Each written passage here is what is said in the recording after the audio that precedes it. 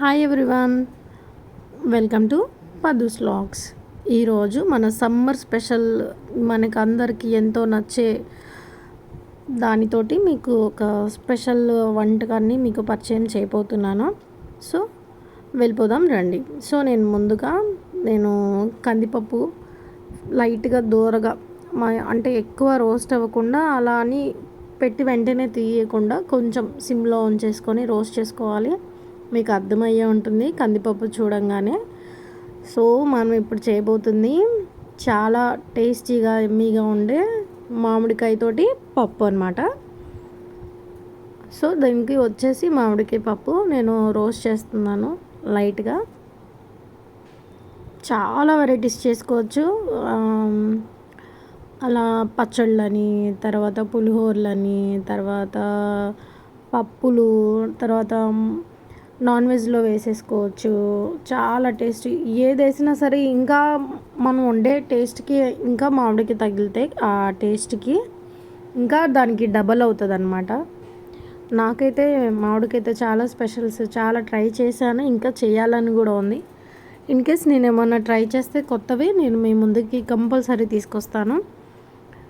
నాకైతే ఈ సీజన్లో మామిడికాయ ఆవకాయలు అవి పెడతారు కదా, అసలు ఫస్ట్ చేసినప్పుడు వెంటనే మనము పక్కకి పెట్టేసుకుని అంతా రెడీ అయిపోయి పక్కకు తీసుకున్న తర్వాత మా పిన్ని పెట్టేవాళ్ళు అనమాట. మేము సమ్మర్ హాలిడేస్కి వెళ్ళినప్పుడు అక్కడికి వెళ్ళిన తర్వాత ఆవిడ పెట్టేసి పికిలంతా అయిపోయి సపరేట్గా మనకి గాలి కనుక తగలకుండా ఉండడానికి జాడీ లాంటివి వాడేవాళ్ళు.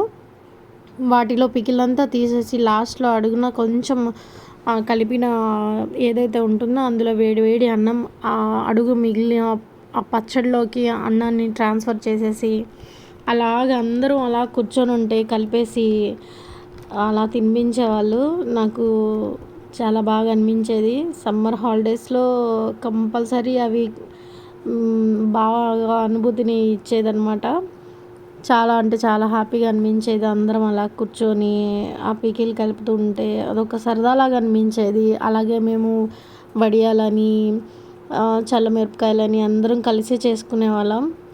చాలా బాగుండేది. బట్ ఇప్పుడు నేను కొంచెం మిస్ అవుతున్నాను. చూడాలి, మళ్ళీ వెళ్ళి ఒకసారి అలాగా అందరితో కలిసి టైం స్పెండ్ చేయాలి అని అనిపిస్తుంది. బట్ చూడాలి.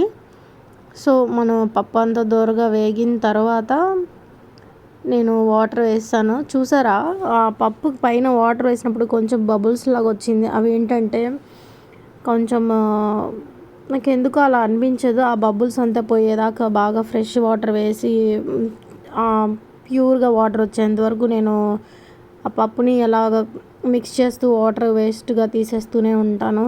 దగ్గర ఒక 4 to 5 times అలా చేస్తానన్నమాట. అలా రాదు.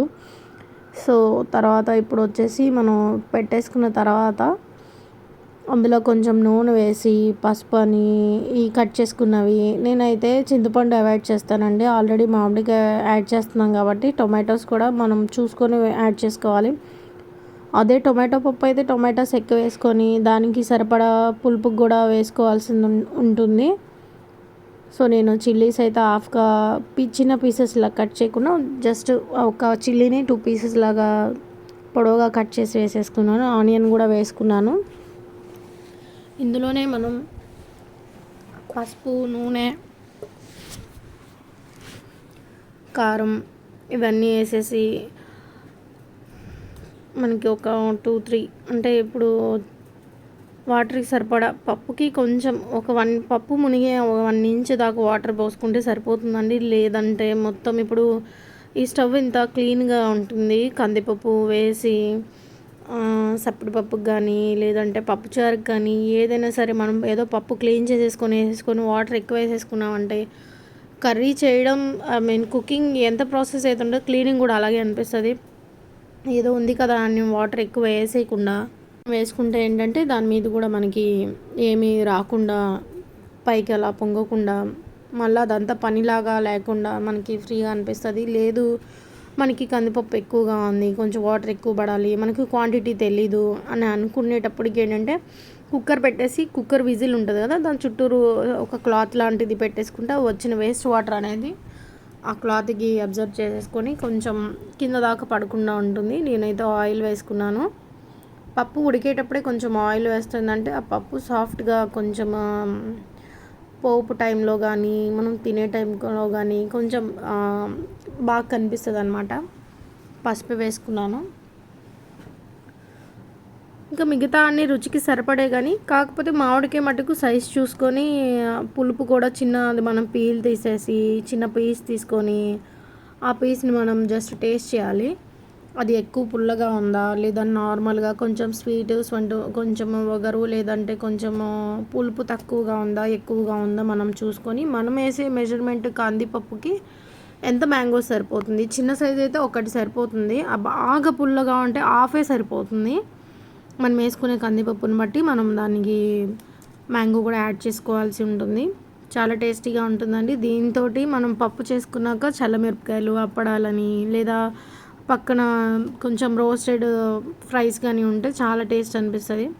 ఇంకొకటి చూసుకునే కుక్కర్ పెట్టుకునేటప్పుడు అండి జాగ్రత్తగా పెట్టుకోండి. ఇప్పుడు అవన్నీ కొంచెము పేలుతున్నాయి అనేసి అలాగా న్యూస్లో కానీ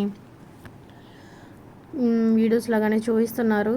మనకి 1కి 2 సార్లు చెక్ చేసుకోండి. మనకి టైం లేదు అన్నప్పుడు పెట్టడం మానేసేయండి. ఫస్ట్ థింగ్ కుక్కర్స్ని పెట్టిన తర్వాత 1కి ఒక 2-3 టైమ్స్ ఓకే రైట్ ఇది కరెక్ట్గా ఫిక్స్ అయిందా లేదా కరెక్ట్గా ఉందా లేదా చూసుకొని అప్పుడు ఆన్ చేసుకోండి. ఇంకొకటి ఇప్పుడు నేను విజిల్ వచ్చేసిన తర్వాత అయిపోయింది కొంచెం మనం పోపు వేసుకునే టైంకి ఏం చేస్తానంటే నేను ఆవిరి ఫాస్ట్గా వెళ్ళిపోవడానికి ఆ విజిల్ కొంచెం లిఫ్ట్ చేసి కింద స్పూన్ లాంటిది కానీ లేదంటే గరిటె లాంటిది కానీ పెడితే ఏంటంటే త్వరగా ఆవిరి అయిపోతుంది అనమాట. త్వరగా వెళ్ళిపోతుంది ఆవిరి వచ్చేసి బయటికి. లేదు మనకి అమ్మో అయిపోయింది విజిల్ వచ్చేసింది ఫాస్ట్గా చేసేసుకోవాలి అన్నట్లు దాన్ని ఏమాత్రం మూత కొంచెమన్నా సరే మనం చేతులతో కదిపినా మొత్తం మన మీద పడిపోయి మనం ఉన్న సరౌండింగ్స్ అంతా పప్పు గట్రా అంతా పడిపోయి అది పేలి లేదా మనకి ఆ పప్పు వేడి పప్పు కానీ లేదా ఇంకా వేరే ఏమన్నా నాన్ వెజెస్ కానీ ఏదైనా సరే మనం కుక్కర్లో వేసినప్పుడు ఫాస్ట్గా మూత అనేది ఆవిరిపోకుండా కనుక తీస్తే మటుకు కంపల్సరీ అది అనేది మనకి దెబ్బ తాగుతుంది. తర్వాత కాలి ఇబ్బంది పడాల్సిన ఇవి ఉంటుంది. హడావుడి పడకండి ప్లీజ్. నేను రిక్వెస్టబుల్గా చెప్పేది నా వీడియోస్ చూసే వాళ్ళకనే కాదు ఎవరికైనా సరే ఏంటంటే ఏదైనా చేసేటప్పుడు కొంచెం నిదానం. మనం గ్యాస్ దగ్గర ఉన్నాము, గ్యాస్తో ఎలా ఉండాలి, మన క్లాత్స్ ఏమన్నా మంటకు దగ్గర ఉన్నాయా లేదా సిమ్లో ఉన్నామా 1కి 2 టైమ్స్ అనమాట. ఓకే మనం ఏదైనా పొయ్యి మీద పెట్టేసి పక్కకు వెళ్తున్నాము ఆయిల్ పెట్టాము. సపోజ్ ఎగ్జాంపుల్లో నాకు ఒకటి ఇన్సిడెంట్ జరిగిందండి. ఒకసారి నేను పాపడ్స్ ఫ్రై చేద్దాం అనేసినని నేను ప్యాన్లో ఆయిల్ వేసేసి సిమ్లో పెట్టానని అనుకున్నాను వద్దాంలే అని కొంచెం ఏదో పక్కన వర్క్ ఉంటే చూసుకుంటున్నాను అనమాట. ఈలోగా నేను వచ్చేసి బాగా హై ఫ్లేమ్లో ఉంది మంట చెక్ చేసుకోలేదు. కొంచెం డిస్టెన్స్లో నడుచుకుంటూ వస్తున్నాను దాని దగ్గరికి. వచ్చే టైంకి ఏంటంటే మంట బగ్మని పైకి లేచిందనమాట. నాకు ఏం చేయాలో తెలియలేదు. ఇంట్లో కూడా అప్పుడు ఎవరు లేరు అనమాట. నాకు ధైర్యం సరిపోక ఇలాంటిదే కూడా కాదు నేను పెట్టిన బౌల్ వచ్చేసి దీనికన్నా హ్యాండ్స్ ఉన్నాయి అటు ఇటు. బట్ నేను పెట్టింది నార్మల్ బౌల్ లాంటిది ప్యాన్ లాంటిది పెట్టాను. హ్యాండిల్ చేయడానికి ఏం లేదు. సరే నాకు ధైర్యం సరిపోక గబగబా నేను స్టవ్ ఆఫ్ చేసి అప్పటికి మంట వస్తూనే ఉంది. తీసుకెళ్ళిపోయి కింద పెట్టేసి ఆ మంట ఆర్పుదామన్న థాట్లో ఏంటంటే వాటర్ చల్లాను అనమాట. నేను ఎంత హైట్ అయితే ఉన్నానో నా అంత హైట్ మంటలు వచ్చేసరికి నాకు అసలు మినిమం దగ్గర నేను ఒక 10-15 డేస్ దాకా నేను అటు సైడే వెళ్ళలేదు కిచెన్ సైడు. నాకు అంత భయం అనిపించింది. తర్వాత మనం నైట్ కూడా నా గ్యాస్ చాలా ఇదిగా ఉండాలండి.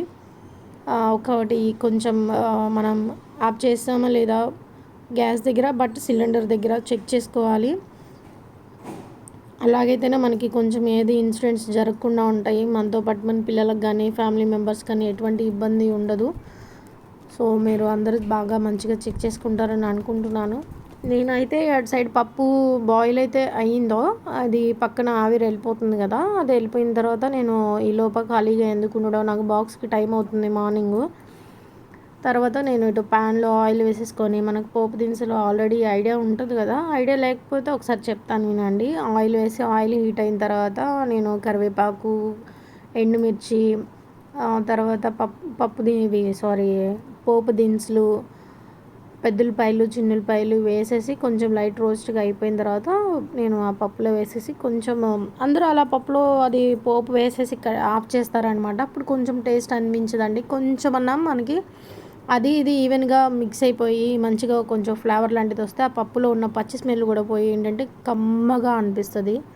ఆ పప్పులో కొంచెం వేడి అన్నం, వేడి పప్పు, అలాగే కొంచెం మనం తినే వాళ్ళమైతే నెయ్యి యాడ్ చేసుకొని తినండి. చెప్పలేము అసలు. మామిడికాయ పప్పుకి కొట్టేదే ఉండదు. ఇంకొకటి ఏమన్నా ఎలా చెప్పాలి అంటే ఇంకొక పప్పు మటుకు మామిడికాయ పప్పు అనమాట హైలైట్. ఒక గోంగూర పప్పే ఇవే అని ఏముండదు. ట్రై చేయండి ఒకసారి మీరు. కంపల్సరీ సమ్మర్లో మనకి వద్దన్నా ఎక్కడున్నా ఎక్కడ చూసినా కూడా కనిపిస్తూనే ఉంటాయి మ్యాంగోస్. ఓకే, ఇవాళ మన ఇంట్లో మ్యాంగో ఉంది, ఏదైనా రెసిపీ చేయాలి అని అనిపిస్తే వెంటనే చేసేసుకోండి. ఎందుకంటే మనకి కొంచెం ఎలా అంటే ఇప్పుడు ఆ థాట్స్ మారే కొద్ది ఏంటంటే మళ్ళీ ఏం చేస్తాంలే అంటాం. ఆ ఫ్రెష్నెస్ అనేది మిస్ అవుతుంది. కొంచెం పచ్చిగా ఉన్నప్పుడే ఇలాంటి వాటిల్లో బాగుంటుందండి. లేదు కొంచెం ఆ కాయ వచ్చేసి మెత్తబడిన అప్పుడు మెత్తబడితే ఏంటంటే స్వీట్నెస్ వస్తుంది. కర్రీ కూడా కొంచెం పులుపుకు అడ్జస్ట్ అవ్వక కర్రీ అంత టేస్ట్ అనిపించదు మనకి. సో అడ్జస్ట్ చేసుకోండి.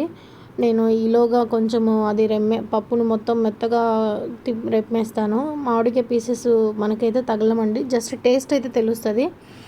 లేదు మనకి కొంచెం పీసెస్ లాగా తగలాలి అని అనుకుంటే కొంచెం మరీ చిన్న పీసెస్ లాగా కాకుండా పెద్ద వేసుకుని, అది కూడా ఎలా వేసుకోవాలంటే పప్పు ఒక ఎగ్జాంపుల్ ఇప్పుడు 3 విజిల్స్ మనం పెట్టుకుంటే మనకి పప్పు ఉడికిపోతుంది. అలాంటిది ఒక 2 విజిల్స్ పెట్టేసేసి తీసేసిన తర్వాత అప్పుడు మనం పీసెస్ యాడ్ చేసుకొని ఇంకా విజిల్ పెట్టకుండా దానిపైన లిడ్ పెట్టేసేసి కవర్ చేసుకొని ఈ పప్పుతో పాటు ఆ పీస్ను ఉడకబెట్టేసుకొని జస్ట్ ఊరికి గెంటుతో అలాగ తిప్పేసేసుకుంటే పప్పు ఆల్రెడీ ఉడికిపోయి ఉంటుంది కదా.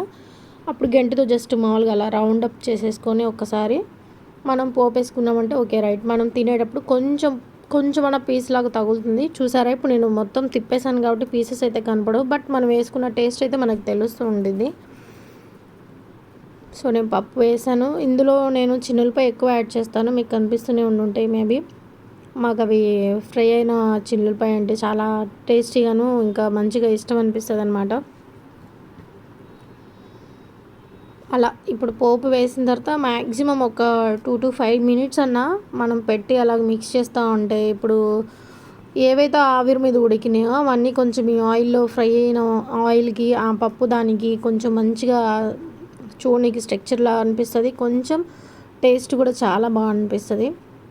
అలా పప్పు వేసేసి పోపు వేసేసి తీయొద్దండి, బాగోదు. కొంచెం ఇలా ట్రై చేయండి, చాలా మంచిగా అనిపిస్తుంది టేస్ట్. కొత్తిమీర అవన్నీ వేస్తాం కదా, కొంచెము